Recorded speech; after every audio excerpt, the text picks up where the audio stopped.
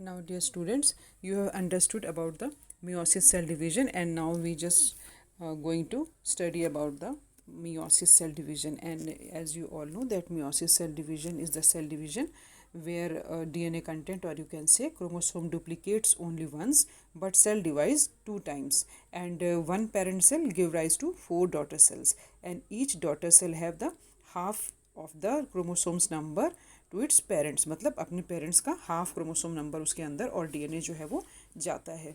और मैंने आपको लास्ट वीडियो में बताया भी था कि where it occurs, basically it occurs into the germ cells. तो what is the significance of the meiosis? As I told you, ये हमारे रिप्रोडक्टिव सेल्स में होते हैं, जैसे कि testis, ovaries and anthers in flowers. अगर प्लांट की मैं बात करूँ तो in anthers and the ovary of the flowers. तो अभी direct we are going to study about the meiosis cell division, but before I start the meiosis cell division, I just want to give you a quick recap of the events which so far we have studied, like this one.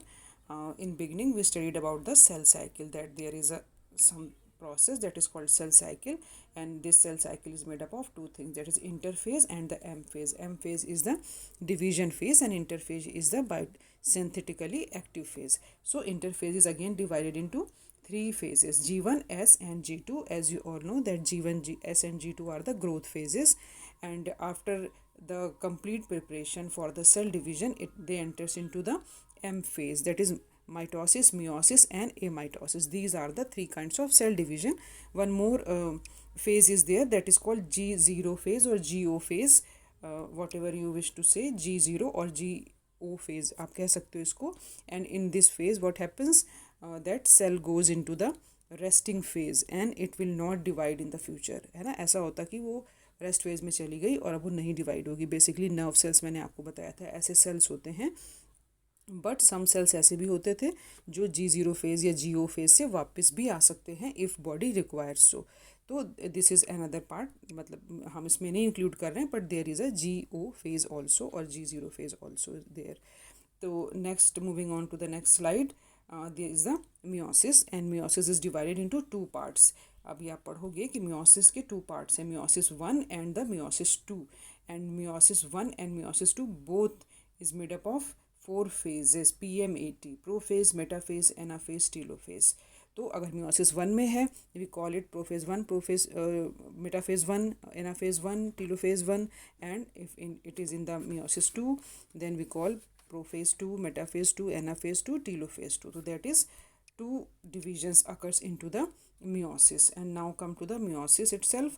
So here you can see that meiosis 1 has the different phases, that is prophase, metaphase, anaphase, telophase, and this prophase is such a long of such a long duration that you can divide it into 5 sub phases, that is called leptotene, zygotene, pachytene, diplotene and diakinesis. And the what are the main events, ठीक है, क्या क्या main events वहाँ पर होते हैं. तो we have just mention here, I have leptotene means condensation, zygotene में homologous pairing, and in pachytene stage crossing over, and diplotin repelling of the chromosomes, and dikinesis में moving away of the chromosomes. So these are the terms consolidated form में मैंने यहाँ पर लिख दिए हैं. when you understand the whole process, only then you can understood कि ये मैंने क्या लिखा है. ठीक है, अभी तो आपको नहीं समझ आ रहा होगा कि मैंने क्या लिखा है. And now come to the our main diagram, that is meiosis, which I have just draw few diagrams for you so that we can understand easily. So now students, focus on the various aspects of the meiosis, which is completely, or you can say entirely different from mitosis. Mitosis क्यों होती है, सबसे पहले एक बार फिर से आपने जान लेना है. माइटोसिस होती है आपके बॉडी सेल्स को बनाने के लिए. लाइक अगर कोई इंजरी हो जाती है तो सेल्स वहाँ पे अगर टूट फूट गई हैं या वियर टियर हो गया है, तो दे डिवाइड एंड फुलफिल और फिल दैट गैप और फेज़, या टिश्यू बनाना हो, बॉडी ऑर्गन्स बनाना हो, तो कुछ भी मल्टीप्लिकेशन का काम बॉडी में जहाँ कहीं भी चाहिए होता है, वहाँ पर सिंपल माइटोसिस होती है. सारी बॉडी सेल्स में आपके माइटोसिस होती है. एंड जो मियोसिस है, meiosis kind of cell division occurs only the germinal cell और रिप्रोडक्टिव सेल्स. ठीक है, जैसे मैंने अभी आपको बताया टेस्टिस एंड ओवा की सेल्स में in case of animals, and in case of plants it is in the anthers जो कि मेल पार्ट है फ्लावर का, एंड द ओवा और यू कैन से ovary which is female part of the plant. तो now we are going to study about the various phases of the meiosis, क्योंकि beginning में अब आपको ये एक जो बड़ा सा डिफरेंस था ना वो आपको क्लियर हो गया कि why we are going to study about the meiosis, because meiosis is important for the sexual reproduction, क्योंकि meiosis के बिना गैमेट्स फॉर्मेशन नहीं हो सकता है.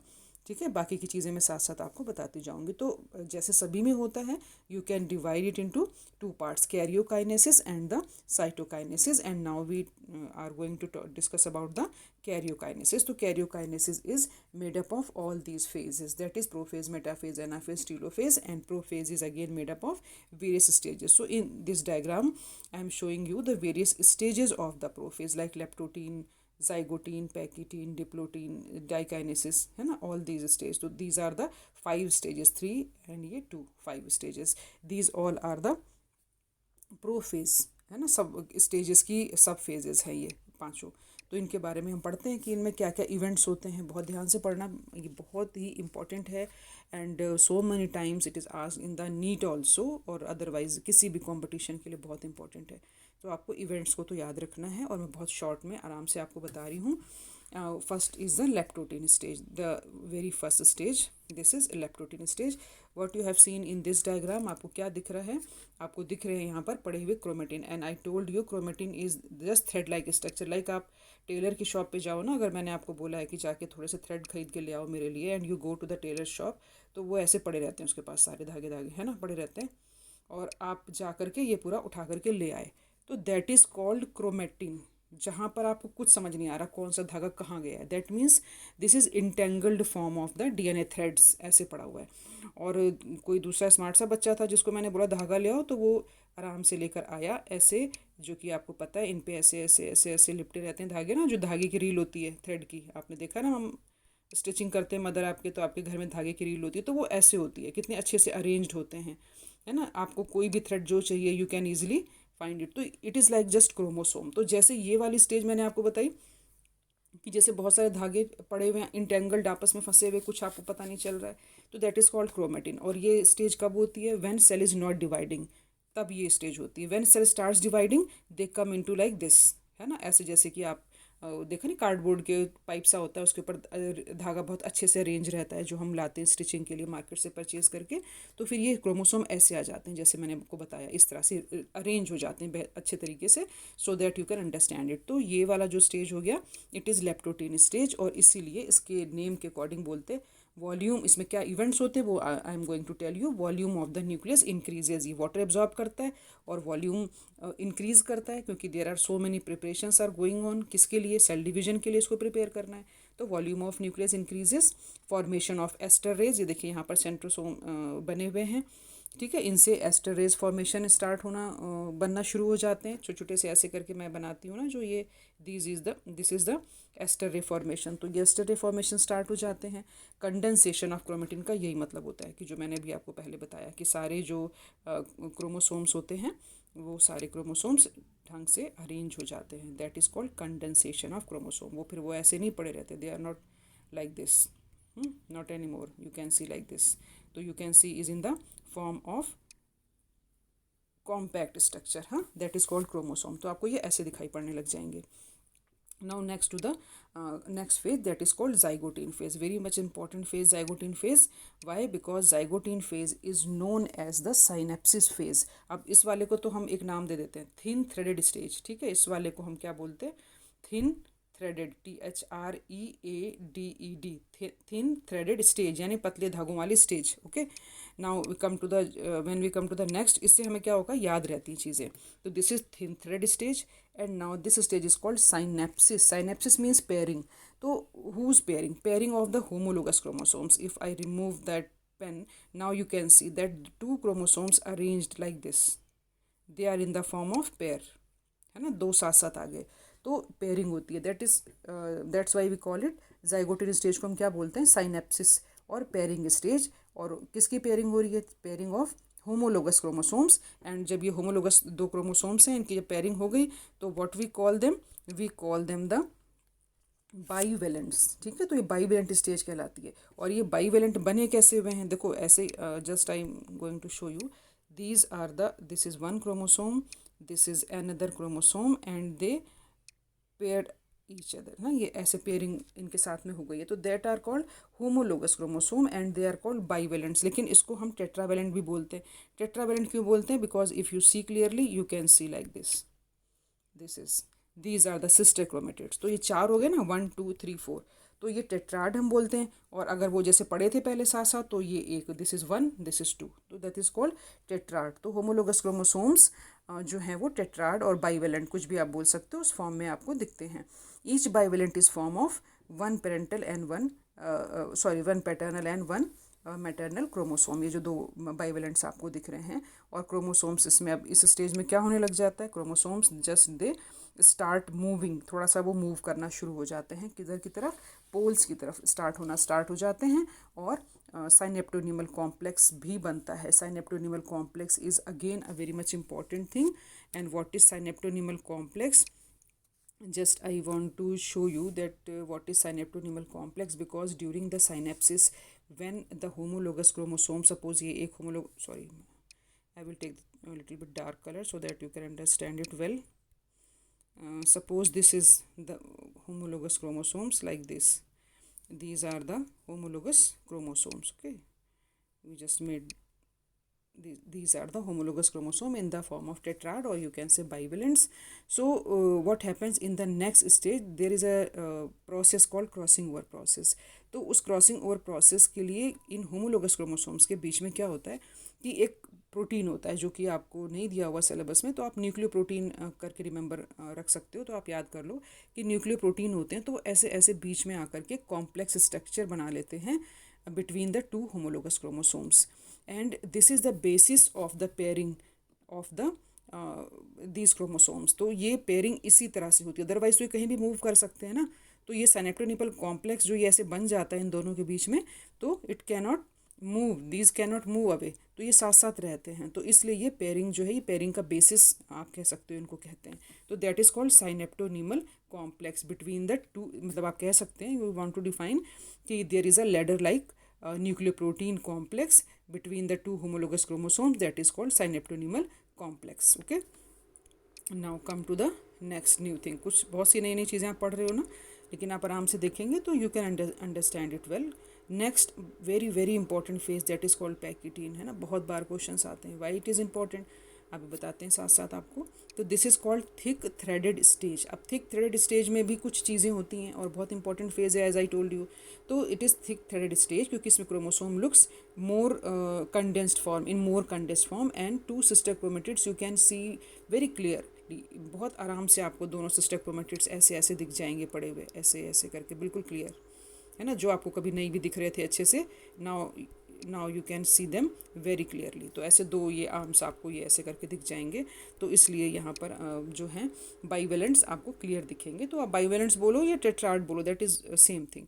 तो एक्सचेंज ऑफ जीन्स और क्रॉसिंग ओवर अकर्स है, जो सबसे इंपॉर्टेंट चीज़ है, जो पूरी मियोसिस का जिस्ट है, it is a gist of, तो that is called crossing over. This is the new term you are going to study about, the crossing over, and you can also call it recombination। ठीक है, recombination, इसको आप recombination भी कह सकते हो। तो what is this crossing over? तो let's try to understand this, the process of crossing over. Suppose this is one chromosome and this is the another chromosome, ठीक है, ये दो क्रोमोसोम्स हैं।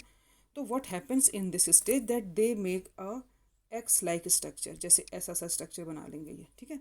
And the meeting point is known as chiasma, ठीक है, कैज़मा, कैज़मेटा, जो भी आप बोलो, इसको कैज़मा कहते हैं बेसिकली।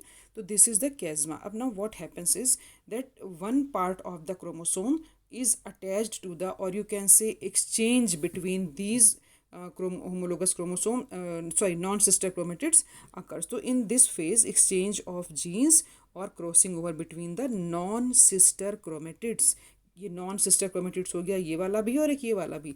तो अब होता क्या, जब ये थोड़ी देर के बाद सेपरेट होंगे, तो आप देखोगे कि जो ये वाला हिस्सा है, ये वाला हिस्सा है, और एक ये वाला हिस्सा, मैंने ये दो क्रोमोसोम्स लिए थे ना ऊपर, and then I make the cross kind of thing. Again I am going to draw it for you. This is the one chromosome and this is the another chromosome, they make a cross like structure. This point is called chiasmata, and after some times they spell from each other, ये एक दूसरे से अलग हो जाएंगे, repel हो जाएंगे। और जब ये रिपेल होंगे तो आप ये देखो, मैं दूसरा कलर यूज़ करके आपको बता रही हूँ कि this fragment of a non-sister chromatid joins with that and this fragment joined with this one. That means ये वाला पर्पल हिस्सा इस ग्रीन के साथ और ये वाला पर्पल हिस्सा इस ग्रीन के साथ जो है वो अटैच हो जाएगा। तो जब अगर ऐसा हो जाएगा तो फिर कैसा दिखेगा chromosome? It looks like this, half ऐसा और हाफ ऐसा, ये ऐसा दिखाई पड़ेगा आपको। ठीक है, दैट मीन्स कि हाफ हाफ हिस्से इसके क्या हो गए, एक्सचेंज हो गए, उसी के साथ में लग गए। ठीक है, अगर इनको क्रोमोसोम्स के फॉर्म में, यहाँ पर देखो ये मैंने दिखाया है, इसमें क्रॉसिंग ओवर होता हुआ, this is the crossing over. तो यहाँ पर ऐसे करके this is the one chromosome, ये होमोलोगस क्रोमोसोम्स जैसे बनाते हैं।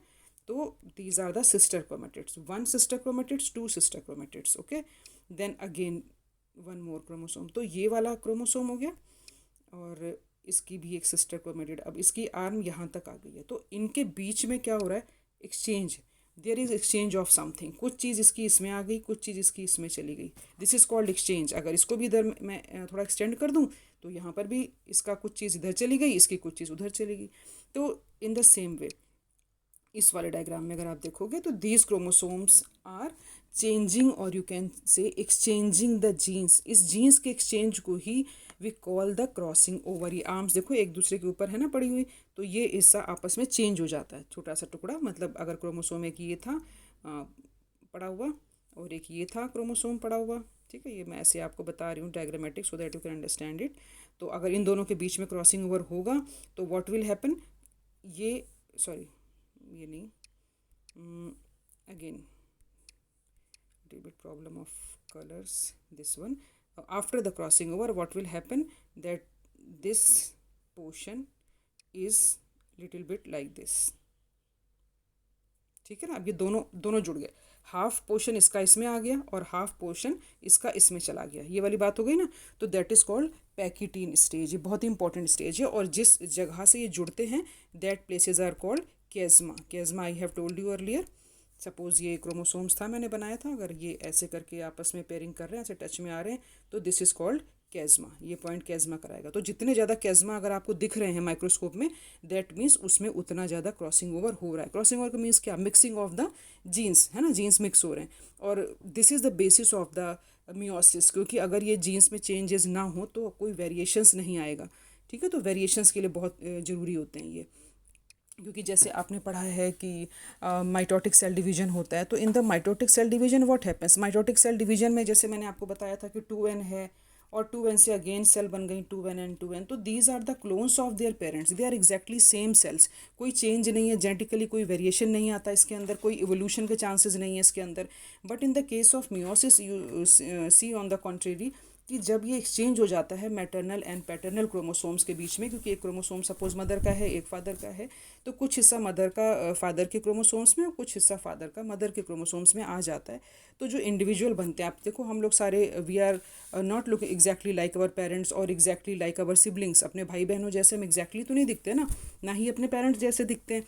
हमें कुछ फीचर्स हमारे जो हैं, कुछ अपीयरेंस हमारा मिलता है अपने पेरेंट्स से और अपने भाई बहन से, वो इसीलिए क्योंकि वेरिएशंस होते हैं। और यही आपने 10th में भी पढ़ा था कि these are the basis cause of the evolution, क्योंकि जब चेंजेस होते जाते हैं तो ही कोई चीज़ नई बन सकती है आगे जाके।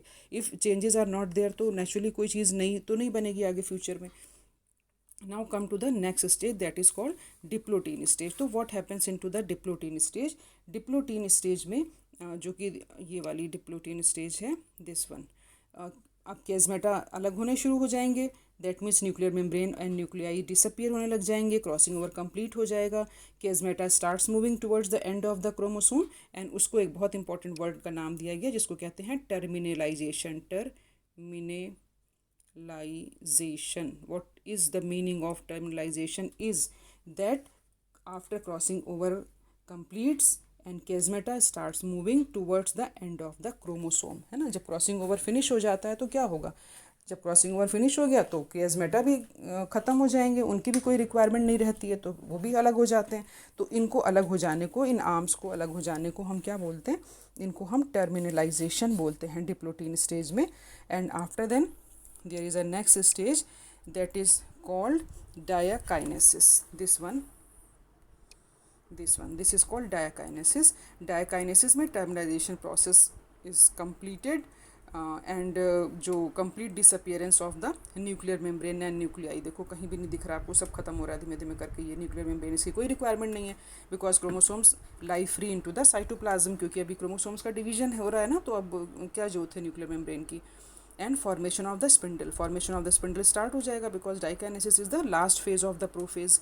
तो अभी तो मेटाफेज स्टेज आनी है ना, तो that's why. Now come to the metaphase stage. तो अभी मेटाफेज स्टेज में हम एंट्री करते हैं, ये वाली स्टेज है metaphase stage. As I told you in the case of mitosis that bivalent arrange into the parallel metaphase plate. यहाँ पर देखो ये मेटाफेज प्लेट होती है ना सेंटर में, मतलब एज होती नहीं, इमेजिनरी काइंड ऑफ थिंग आप समझोगे. तो दीज क्रोमोसोम्स आर अरेंज्ड, है ना, बीच में आके अरेंज हो गए इक्वेटर पे. मेटाफेज प्लेट मानते हैं कि होती है, तो अरेंज हो जाते हैं. And centromere direct towards the pole. Centromere किधर की तरफ है, ये पोल की तरफ डायरेक्ट कर रहे हैं, इस तरफ. ये पोल कहलाते हैं इधर इधर, है ना, ये इक्वेटर है पूरी बीच में, तो ये पोल्स हैं, तो इनकी तरफ ये डायरेक्ट हो जाते हैं centromeres. And arms of the chromosomes facing towards the equator. आप देखो इक्वेटर की तरफ, सॉरी, इक्वेटर की तरफ फेस कर रहे हैं ना इसके आर्म्स, इधर इधर इधर इधर. तो arms, these arms are facing to the equator and spindle fibre attach to the kinetochore of the chromosomes. Kinetochore अब आपको बता चुकी हूँ, आपको पता है, तो ये यहाँ से आप देखोगे तो यू कैन ईजिली सी, यहाँ से ये अटैच हो जाते हैं, सेंट्रोसोम बन रहे हैं, ये ऐसे ऐसे अटैच हो जाते हैं, है ना. तो ये हो गई आपकी metaphase stage, you can understand it. And next phase is the anaphase, another important phase, anaphase. What happens in this phase, as you can see in this diagram students, that it starts separation of the homologous chromosomes. homologous chromosomes का separation start हो रहा है. देखो opposite poles पे they are pull apart, है ना, वो खींच रहे हैं एक दूसरे को opposite poles पर, and they are keep on moving. इधर जा रहे हैं, इधर जा रहे हैं, इधर जा रहे हैं, इधर जा रहे हैं, अपोजिट पोल्स पे जा रहे हैं. So chromosome start moving towards the opposite poles. So each tetrads is divided into 2 dyads. तो अब ये जो टेट्राड थे, ये 2 डायड्स, देखो 2 इधर जा रहे हैं, 1 2, है ना, और 2 इधर, 1 2, 2 इधर जा रहे हैं, तो टेट्राड हो गए. उस देन आप देखोगे टीलोफेज स्टेज आ गई है. टीलोफेज स्टेज में daughter nucleus and nuclear membrane start reappearing. वापस सारा कुछ प्रोफेज का उल्टा होने लग जाएगा, सारा कुछ यहाँ पर न्यूक्लियर मेम्ब्रेन भी वापस आ जाएगी, न्यूक्लियस भी दिखने लग जाएगा, न्यूक्लियोलस भी बन जाएगा, एंडोप्लाज्मिक रेटिकुलम भी, एवरीथिंग, है ना, सब कुछ बन जाएगा.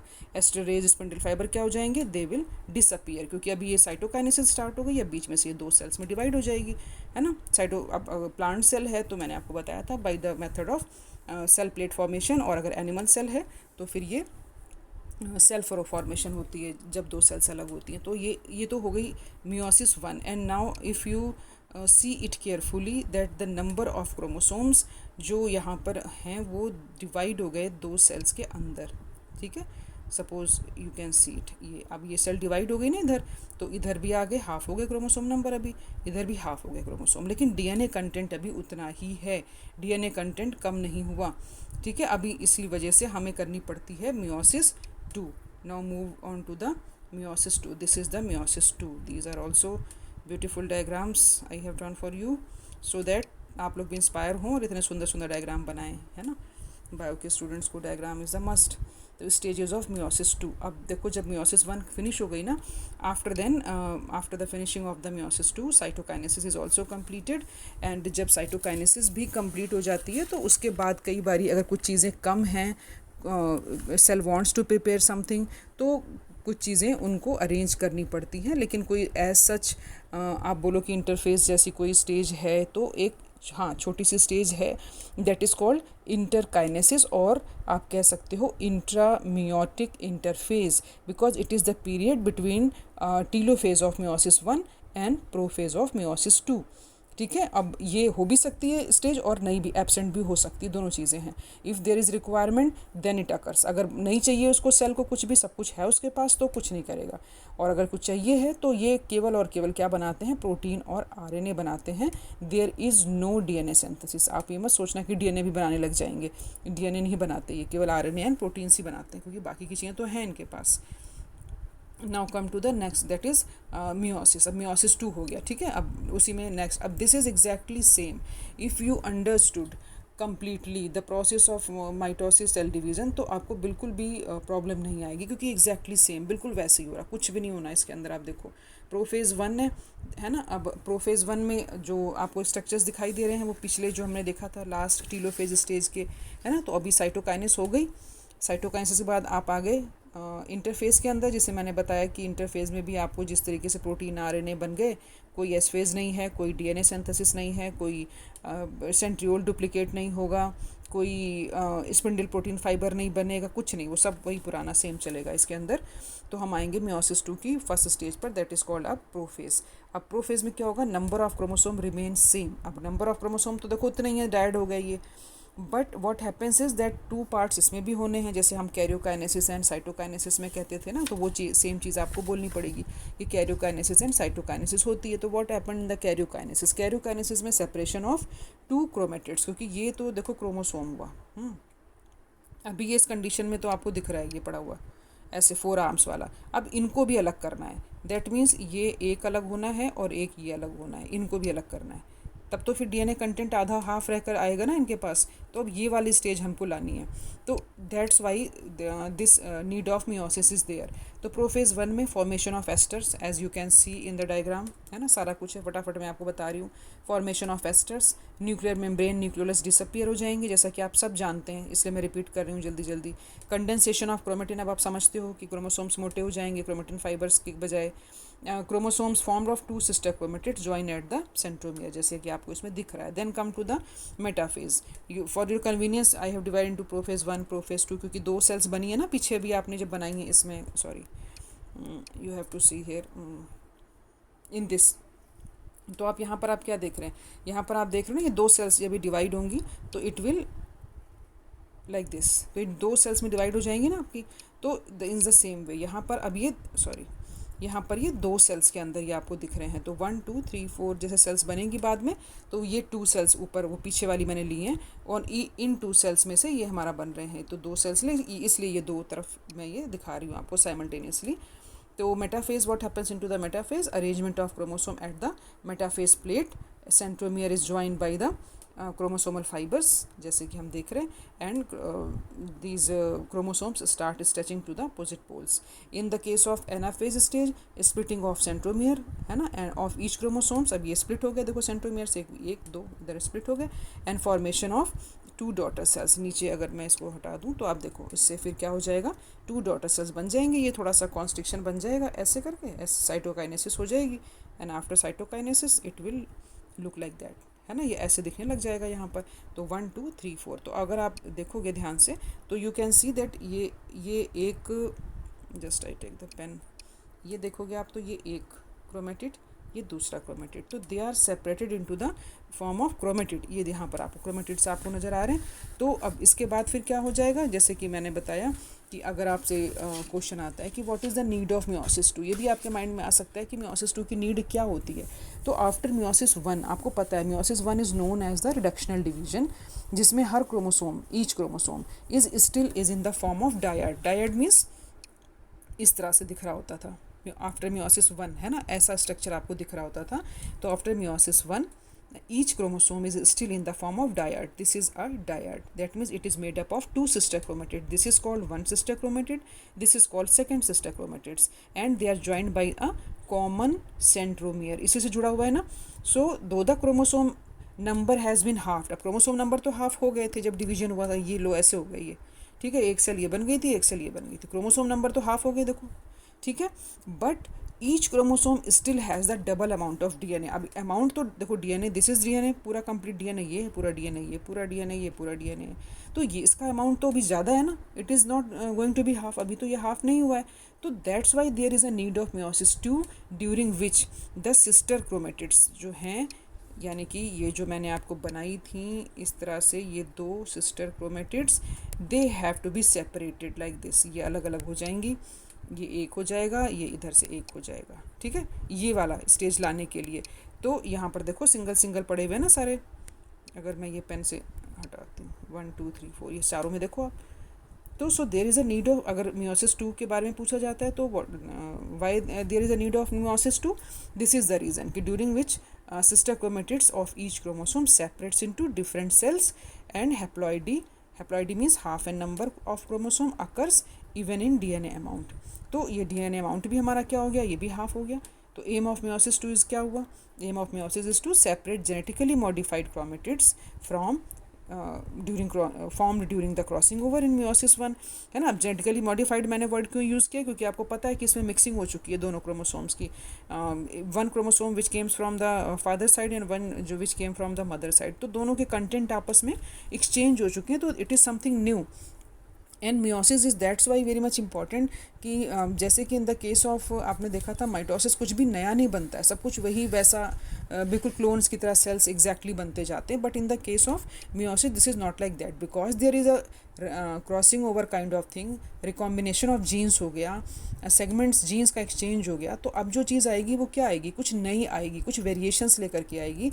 और ये अगर हम सिग्निफिकेंस की बात करें साथ साथ अगर कर लें तो it helps into the, it means meiosis helps into the production of the haploid gamete. सबसे बड़ी चीज़ आपको याद रखनी है कि सारे सेक्स सेल्स में ये वाला मियोसिस होता है, तो हैप्लॉइड गैमीट्स बनाते हैं in the sexual reproduction, that means sperms and ओवा बनाते हैं, प्लांट हो या एनिमल्स हो, प्लांट्स हैं तो anther pollen grain and ova बनाएंगे, एंड अगर एनिमल्स हैं तो स्पर्म्स एंड ओवा बनाएंगे।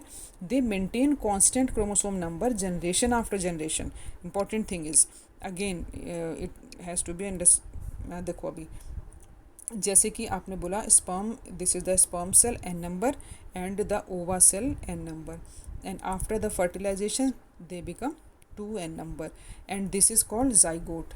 एंड दिस 2n नंबर, इससे पूरा आपका सोमेटिक बॉडी सेल जितना कुछ भी बना हुआ है सारा डिप्लॉयड होता है आपकी बॉडी के अंदर जितना है। Only sex cells are the haploid in number, sperm and ova. तो ये जो डिप्लॉयडी है ये मेंटेन करने के लिए constant chromosome number, that means 46 chromosome number आ गए, ये 23 था, ये 23 था, ठीक है, स्पर्म एंड ओवा में, और मिलकर अब क्या हो गया 46, तो ये नंबर मेंटेन रहा ना, ये तो नहीं कम ज़्यादा हो गया, तो इसलिए ये होना बहुत मतलब ज़रूरी होता है इस प्रोसेस के लिए। तो and it also produce new combination of genes due to the crossing over, आप पढ़ चुके हैं, तो 3 things are very much important. Another most thing important कि हमारी लाइफ की वैल्यू या इंपॉर्टेंस या जो कुछ भी आप कह लो, तो it is depends upon the genetic variation, so that new species arises.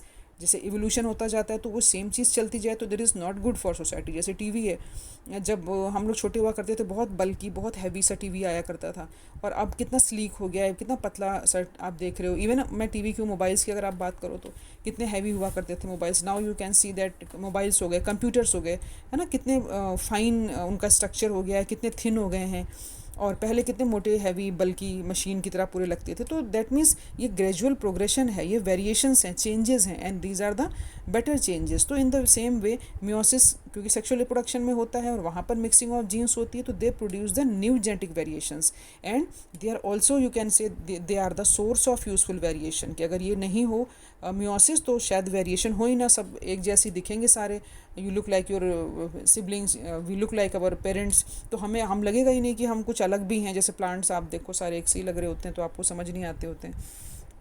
And they also cause multiplication as in meiosis, each diploid parental cell produces 4 haploid cell. तो मल्टीप्लिकेशन का फेज भी आता है जब आप नेक्स्ट ईयर पढ़ेंगे oogenesis and spermatogenesis, कि जहाँ पर डिप्लॉयड पेरेंटल सेल जो है वो 4 हैप्लॉयड सेल बना रही है। तो कैसे बना रही है, बाय द मल्टीप्लिकेशन ही तो बना रही है वो। तो दीज आर फिर इम्पॉर्टेंट थिंग्स जो आपको ध्यान रखनी है मियोसिस के बारे में। आई होप आप अंडरस्टैंड कर रहे होंगे जो मैंने आपको समझाया है। It is no doubt little bit difficult topic for you, but I try my best कि मैं आपको ठीक से समझा पाऊँ उसको। एंड नाउ ये वीडियो काफ़ी लंबा हो गया है, तो I just finish this video with this, and hope you understand. If there is any problem then let me know. Thank you.